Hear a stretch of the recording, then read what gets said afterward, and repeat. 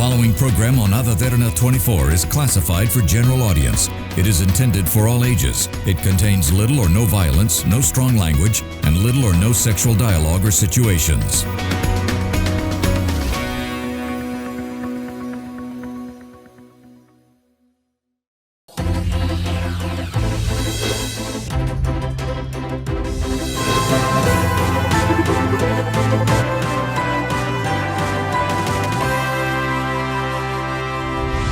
A very good evening.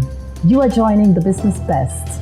It is a platform for the best in the business and an opportunity for you to connect with innovation, excellence, and talent as we introduce entrepreneurs and veterans from various industries. To free ourselves, we do different things, don't we? And sometimes we create things, and these creations become our lives.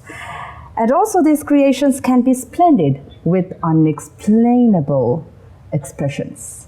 Today, we are meeting such young inspirational design artist who creates her own world through magnificent talent.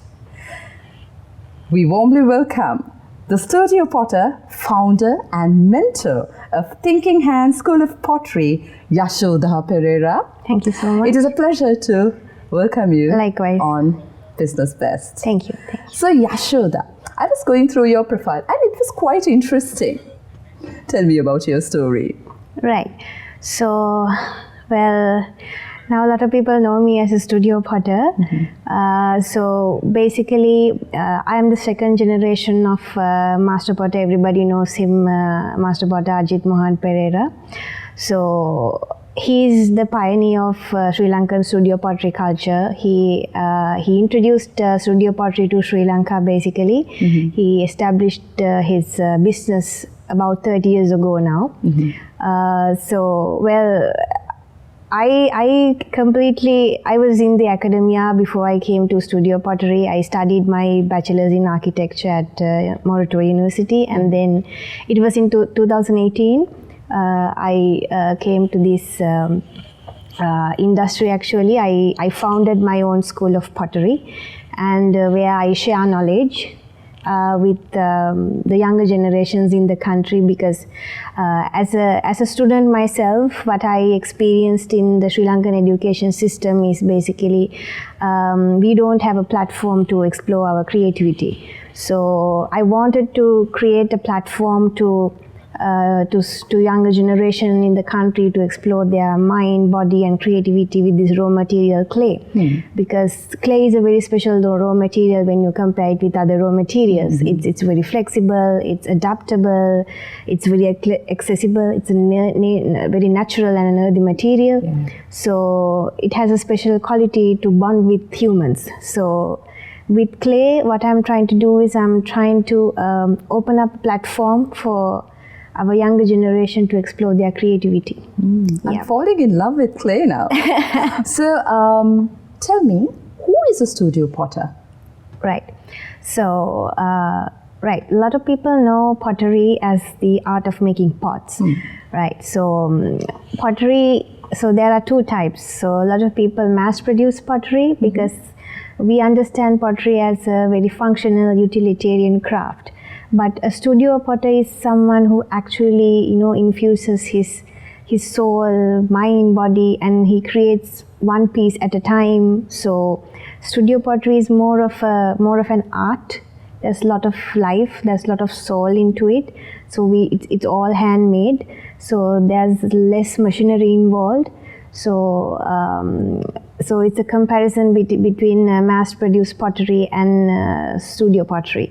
So studio pottery has a lot of life. It has the handmade quality when you compare to a lot of other pottery items available in the market. So every single piece will carry its own identity. Yes, is it so? Because you cannot replicate studio pottery. It's one piece, one identity. So it's rather than mass producing and manufacturing, so studio pottery kind of wraps the whole essence of creativity and working around with your mind, body and the raw material.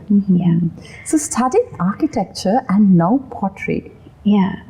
So What has made you do this? well, I think it was good that you asked this question, Rukshi, because Is it your father's influence, by the way? no, not really, because by the time I came out of architecture school, I think I was a very confused soul, because I studied architecture for 5 years. It's a very strenuous program.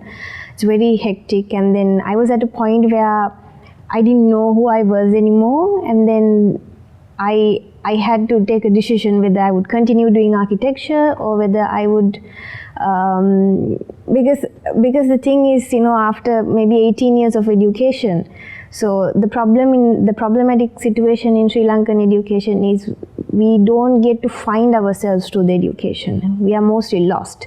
So I had to kind of come back to my natural habitat. I thought I would take a break first. It's not that I gave up my architecture career, but I thought I would take a break, and then I just wanted to find myself.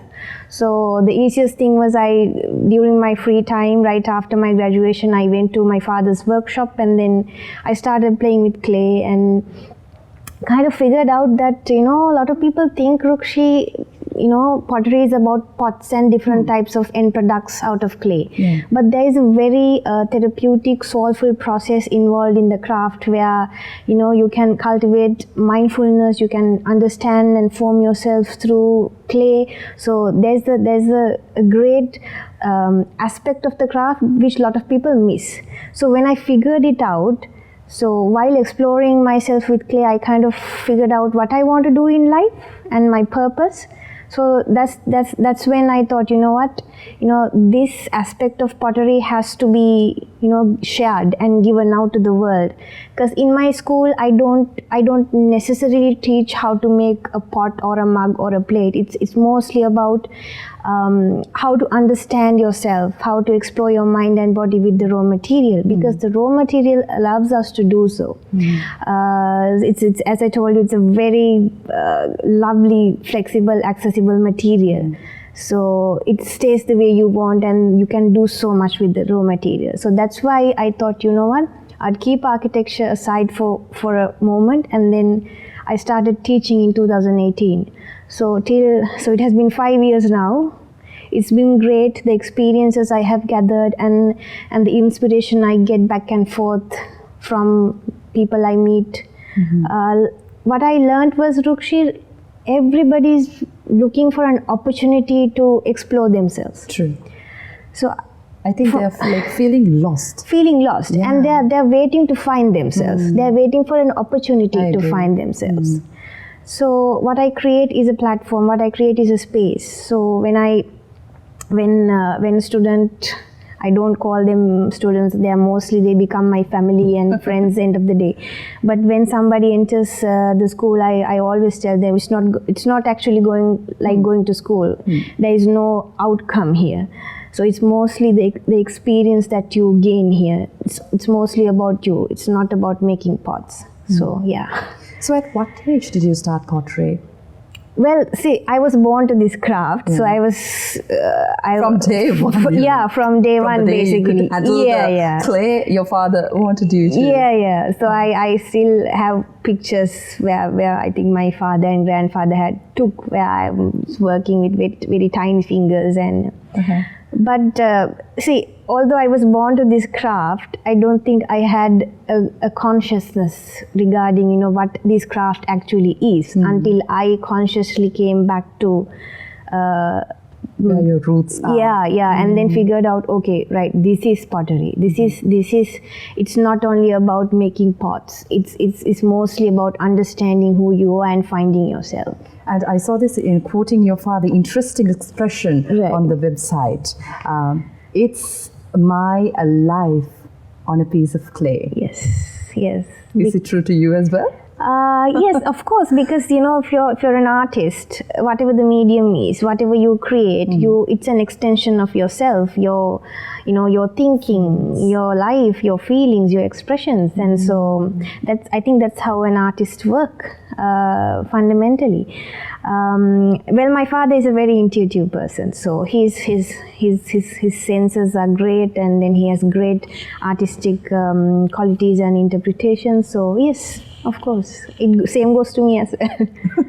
Okay, nice. So I really want to see one of your crafts one day. Yeah, and definitely. you have your shop. Do you also display your crafts there? Your creations? So we do have a shop at One Golf Place. It is called the Pottery Shop. That's the only retail store that we maintain. We maintain it because we need a catalog. Okay. Otherwise, our whole the market is basically Sri Lankan hospitality industry, the hotels and resorts. We cater to them, but we do need a living catalog. So we maintain a retail store for somebody to come and have a look if they want to buy. Yeah. So. Yeah.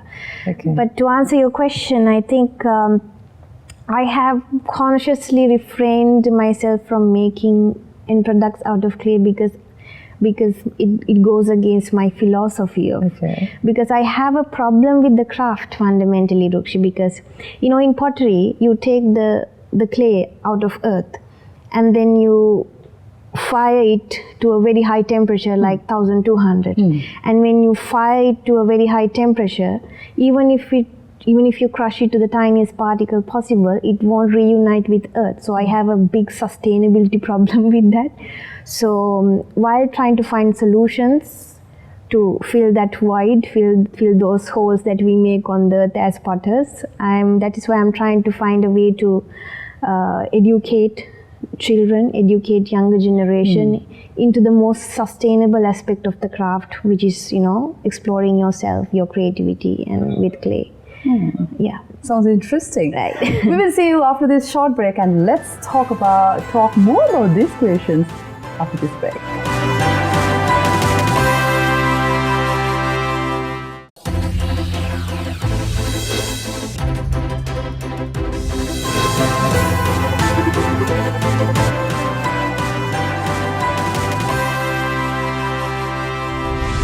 You are joining the Business Best, and today we have the Studio Potter founder and mentor of Thinking Hand School of Pottery, Yashoda Perera. Yashoda, tell me about your school, Thinking Hand School of Pottery. Right. I don't want to miss a word in it. Right. So, as I told you before, Rukshi, I started the school in 2018. So it's been 5 years now. It's been 5 years now. So the reason I started with it was more like a very intuitive decision, right? Because after my architecture school experience, then I came back to my father's workshop, and I was experimenting and trying to find out myself, and also I was experimenting with the craft. Then the process of creating these products out of clay is more satisfying rather than actually creating an end product. So that is what I wanted to share. You can cultivate a lot of mindfulness. The craft itself is very therapeutic. So it can actually help a person. Has it healed you? Of course, that's the reason why I'm talking to you right now. So the journey has been great. Every day it's like a new learning experience for me. Even though I'm the teacher, I get to interact and experience different aspects of this craft with every individual, because every person is different, and how they behave is different, how they work is different. So every opportunity is a learning experience, even for me being the teacher. So it has been a great journey, and I really hope to, because I think I've played a great part in taking out the message, because if you take Sri Lankan pottery industry, it's a deteriorating craft, and but if you look at outside the world, like in the West, basically it's very, very popular. Even the products. So while my father's business catered to the world ceramic industry and Sri Lankan ceramic industry, under Anuradha Ceramics Private Limited, and it's a well-known brand. It has been there for 30 years now. So what I try to do from Thinking Hand is to basically share knowledge and share the experience of the craft, because I think that's what stays with people. That will give value to the craft, because when you actually experience the process of making these products, you wouldn't believe, you wouldn't, because we see pots and mugs and plates everywhere. But what actually goes into making these creations, you have to experience it. Unless you experience it, you will have no value. So I think this sharing of knowledge, sharing of the experience of the craft, and I think I have done my fair share for 5 years to take out the the idea of what really pottery is. Pottery is. Yeah. And do you have a particular syllabus for this program? How does this school operate? Well, I take it very freely. I don't, because even as a student, because I always take myself as an example. I don't like to work under strict curriculums. Okay. There's no syllabus. We don't have syllabuses for our life, no, Rukshi. True. We don't have any scripted agendas. So when we meet people, how we react, how we interact depends on the person, and we always try to come up with our own method of dealing with those situations. I agree. Just as life. So thinking hand is very, very free. So it doesn't have a certain criteria that we work. So when a student comes to thinking hand, I try to understand why they are here. I try to talk to them, so I become a part of their experience, their life, and then when I know what exactly this person is looking for, why this person is here, then I build up a criteria in my head. Then I work according to that. But that same criteria is not applied to every person. Okay. So is there an age category for this? No. For students to join you? Because when I was going through your Facebook page, Right. I saw a couple of workshops conducted by you and your father. Yeah. So tell me about these workshops. Is it really is it something that you do with your school of pottery, or is it something else? These workshops actually it came out very organically, because once people got to know that there is a pottery school in the country like this, so a lot of people wanted to collaborate with me and conduct workshops. So I think I started with my first workshop was at Dilma Tea Lounge at Chatham Street, and the second was with One Golf Face. So One Golf Face, I have been collaborating with One Golf Face for almost 4 years now. So we are going to have the fourth workshop this September 10th. Okay. So is it annual? So it has been annual until up to now, but it's great because it's all sessions are fully booked, and for the 10th session I think we have around 90 to 100 people participating.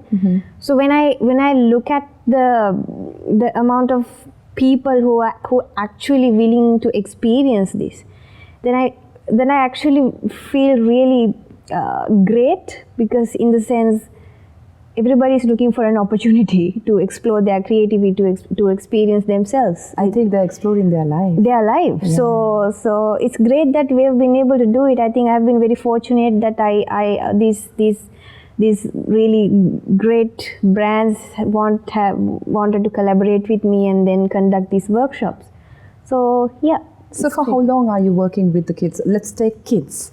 So I saw some of the reviews of the parents, and you being a very nice teacher and a very understanding teacher. So how's that experience, and how long do they work with you? I think kids, my experience with kids, I think they have taught me a lot about kids have improved my teaching methodology a lot, because when you try to teach kids a lot, sometimes it doesn't work, Rukshi. True. You have to just let them be. So when you ask, so I've been very fortunate. I have this little bunch of kids who walk in and out of the school. They come to the school to chill. They love coming here, because most days they say that they have practice of choir, they have to go for swimming, they have to go for badminton. True. But this is their favorite class, because I let them be themselves. So, but it's not that I try to take every session as a learning opportunity. I try to instill them, life skills, how to, work around with clay, how to work around with people in my workshop, and I give a lot of life skills through clay. So I think that's why they love. I end up becoming their favorite teacher mostly because I just let them be. I don't push them. Yeah, you just let them be. Yeah. And my Archie used to tell me, kids, true that you can have education, but education without values is going to make you a clever devil. Yes. Do you believe in that, and how do you? Yes, I believe in that, Rukshina. For an example, see, if you take clay, it's a non-human material. Yeah. Unless you learn how to bond with a non-human material. So people think all these objects that we surround, materials, objects, environments, they are dead. So we think that we can control these surroundings in the way we want. But in pottery, the beautiful thing in pottery is, unless you bond with the clay and unless you become one with clay, you can't go forward in the craft. So you develop an empathy, you develop a certain level of sensitivity towards this other than human materials. Which is very important. Yeah. So this is what I always tell kids or adults: unless you learn how to love a seemingly non-living material, you wouldn't go ahead. You have to do that. So that is the specialty in craft. In pottery, you can't create anything on the potter's wheel unless you become one with clay. If your mind and body and clay, all these three aspects are separated, you can never experience pottery. So the philosophy of the craft is that which a lot of people don't know. And then so in the process of making these beautiful creations, you develop a lot of empathy towards this material. You become a better human because you just don't how you experience and how you perceive the world changes completely. You are not the same person after you experience pottery. You are different. You are a better human. Better human. Yes. That is what is needed. And if anyone is interested in joining your school, how can they join you? I mean, they can simply drop a message on Facebook or Instagram. There's not a big process. So anybody can join if they are willing to. And it is Thinking Hands School of Pottery. Yes. By Yashoda Perera. So Yashoda, thank you very much for joining us today. It was a really interesting discussion, I would say a fruitful discussion, and it aroused my interest as well, and I fell in love with clay. Perfect. To be honest. Thank you so much. Thank you very much once again, and I wish you all the very best in all your future endeavors. Thank you. So thank you very much for joining us. It was today's Business Best, and next week I'll see you with another entrepreneur or an individual who has excelled in their particular field. Have a pleasant evening.